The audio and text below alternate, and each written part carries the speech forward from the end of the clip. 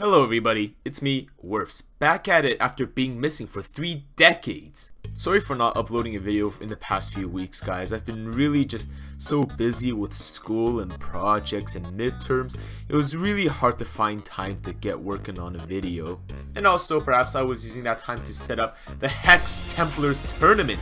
Not only is it FWC sanctioned, which means you can earn FWC points towards the seasonal cups, I will also be throwing in Steam gift cards to the top finishers. So go ahead, click that link and start competing in Faeria today. Anyways, I'm just gonna go ahead and start doing what I promised to do in the video title, which is the balance patch analysis.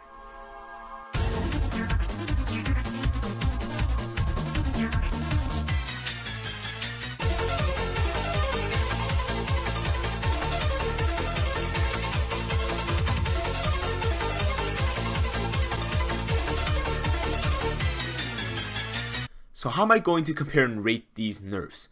Well, I'll go over the quick details of each card's change, its position in the current meta, and I will rate its before and after out of 5 stars, 5 being ridiculously overpowered, 3 being perfectly balanced, and 0 being Day of the Dragons level. After all that, I will explain what I perceive the meta to be like after these changes. So let's talk about the card nerfs. Number 1 on the list, Azure Skywhale nerf. Finally, we get whale changes. Whales are finally nerfed. Players rejoice. Azure Skywhale is now a legendary tier card, meaning you can only play 1 copy per deck. As such, its power level has been reduced significantly. Skywhale by itself is not a big issue. In fact, one Skywhale is oftentimes very easy to deal with. Last Nightmare, double Flame Burst, using fight mechanics, and etc. What makes Skywhale powerful is the fact that you can get multiple whales out in the span of a few turns, pretty much deadlocking any chance your opponent has of collecting from the wells, which pretty much extends to deadlocking your opponent out of a comeback chance whatsoever. However, one thing that the players can do to somewhat circumvent this is to run Aurora's creations to get more whales. But one of my concerns, as well as a concern of a few other players, is that the meta will shift to using the creation on Frog Tossers, which is a utility card often used in green-blue ramp decks. It's somewhat of a toxic card to be playing around, and having creations of that is a little bit annoying. One thing to note now is that because Skywhale is a legendary status, you can only use 1 copy in your deck, which also makes draw consistency a lot worse, meaning now the deck will be a lot more inconsistent. With Skywhale as a legendary, players will see an easier way to deal with this hulking monstrosity. Its old power rating, I will put it at a solid 5. I have not seen a card single-handedly cause so much uproar in the community ever. After the nerf, I would rate it at a power level of around 3 stars. It's still a very strong card that can swing boards and swing matchups, but no longer having multiple copies of the card will drastically lower the deck's ability to swing games around. Earthcraft, second on the list. It's now changed to transform one of your existing lands instead of creating a new land.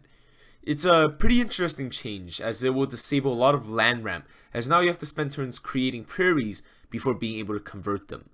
This also slows down the ability to create multiple lands per turn for example, Grove Color synergies or Shifting Octopus jump abilities, which is, somewhat of a small hit.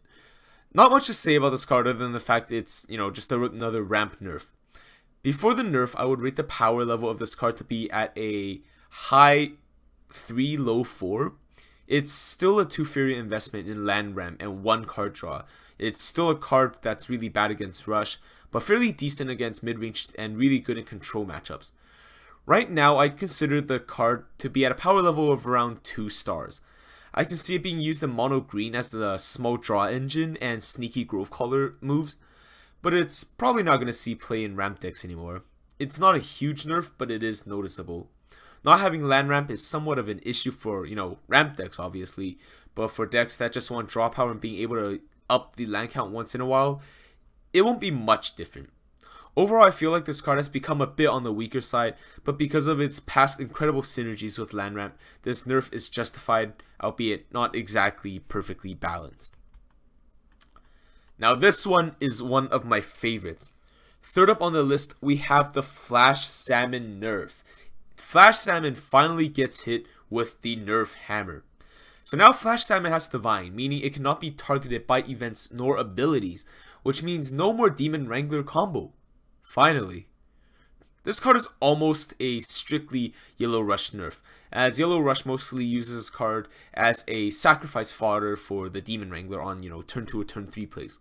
However, Green Yellow Sack will also see a bit of a hit too, as now you can no longer attempt to storm the board when getting rushed down. Losing an extra body to collect or trade with in a rush matchup can be very difficult, especially since Green Yellow Sacrifice is already weak to rush matchups.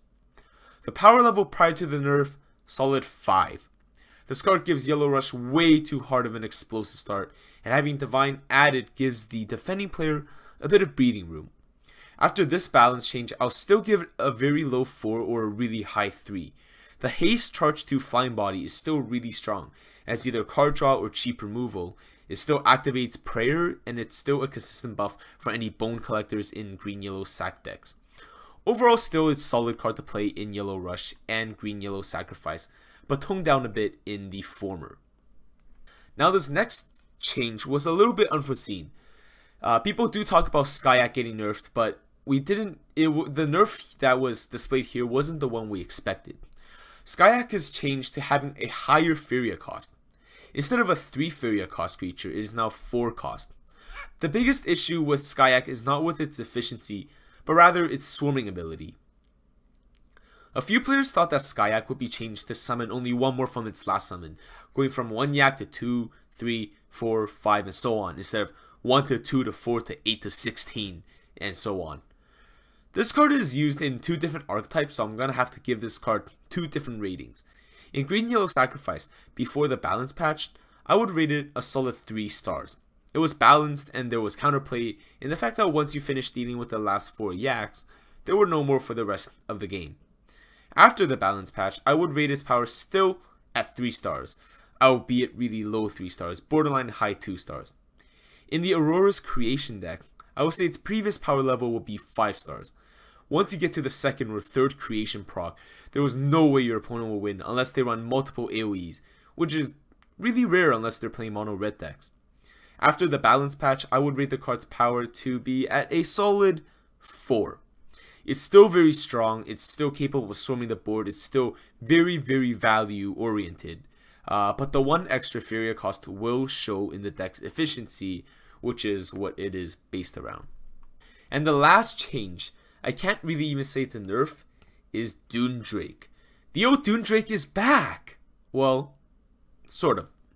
It got its old stat line of 4/4 back, but now it's a 2 desert cost. Aww. This card is very interesting as it's the only card that I would say received a buff. It's a very strong as a 1 or 2 of in Yellow Rush as a tech for going 2nd. You could desert into Explorer, into desert into Dune Drake, but going first would cause some clunky hands. For 2 deserts, you can also play a Shaitan Demon, a 3 cost 5/4 instead of a Dune Drake, a 4 cost 4/4. As Yellow Rush, your 2nd desert will be fairly close to the enemy orb already, and the Shaitan Demon also allows better trading with commonly used cards like Grimguard. One thing that Cappuccino brought up is how this card changes absolute genius in his words. The Dune Drake is the response to the elementals. As Cappuccino put it, as people stop running Earthcrafts and start running more elementals, the Dune Drake perfectly trades into a wood elemental, and it also trades rather favorably against Frog Tosser, only leaving the 2/2 Frog behind. This 1 attack buff will allow Dune Drake to be a much stronger card, especially in the current meta. Its previous power level, I would rate it at a high 1 star, low 2 star. The stats it had were not favorable for neither Rush nor Yellow Flyers, it just didn't do enough. With this change, I would have to say its power level is boosted to a strong solid 4 for when you're going 2nd playing as Yellow Rush, and a strong high 3 low 4 all around card either as a 1 of or a 2 of in Yellow Flyers for early game pressure. Overall, who are the big winners from this balance patch? Mono Green, Blue Jump, and Yellow Flyers would be the ones that I would say. Mono Green gets feasted upon by the Skywhale deck. Now that Moby is a legendary card, the board swing from the whales will no longer be as powerful, allowing Mono Green's lack of hard removal be a little bit more forgiving. Blue Jump is also a deck that has a severe lack of soft removal. While a 5-2 body against red or yellow will just get wrathed or drained, the same body is a huge menace against blue and green, colors which do not have proper soft removal. Now that turn 2 Demon Wranglers are no longer a thing, green no longer needs to expend resources to trade off the 5-2 body, and blue no longer needs to tank 5 damage before being able to clear with Battletoads. Yellow Flyers is known to be bad against Rush and Swarm, both archetypes which were strictly nerfed in this patch. With the Dune Drake returning to its 4-4 stats, Yellow Flyers now have a very strong value trading creature to deal with other creatures. The 4-4 stats allowed it to trade cleanly into Archons, Triton Warriors, and allows a clean soldiering for Ground Shakers. As the meta shifts from Swarm and Ramp towards single bigger creatures, Last Nightmare and Choking Sands will only gain more value. Now, who are the losers from this patch? I would say Red Combat, Green Yellow Sacrifice, and of course, like I mentioned previously, Yellow Rush and Green Blue Ramp. Red Combat received an indirect nerf in the way that Mono Green will see a rise, now that Blue Green Ramp is dying out, while Blue Jump will keep Mono Green in check with its Frogify and Transform effects. Red Combat can still steadily take out Yellow Flyers and Blue Jump, so I wouldn't say it's completely face out of the meta, or rather, not even at all. But I do suspect that Green will be the one that gains the most from these changes. Red Combat may honestly just get hunted down by Mono Greens in the near future. Green Yellow Sacrifice only received a small hit in the form of Flash Salmon gaining Divine. Now, how would I rate the aforementioned decks over the next few weeks as the meta stabilizes over these changes? Tier 1, Red Combat, Mono Green, Blue Jump, and Yellow Rush.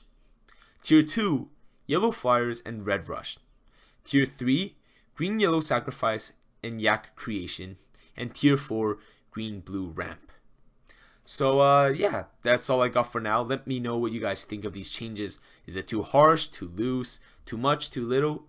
Let me know in the comments below. And yeah, I'll see you guys next time. Bye-bye.